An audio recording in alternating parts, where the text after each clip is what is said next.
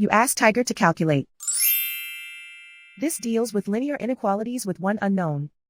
The final result is k greater than 9. Let's solve it step by step. Swap sides.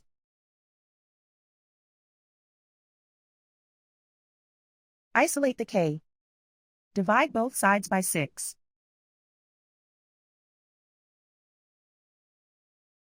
Simplify the fraction.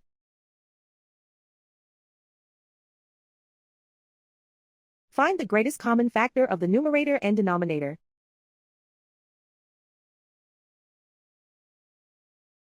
Factor out and cancel the greatest common factor.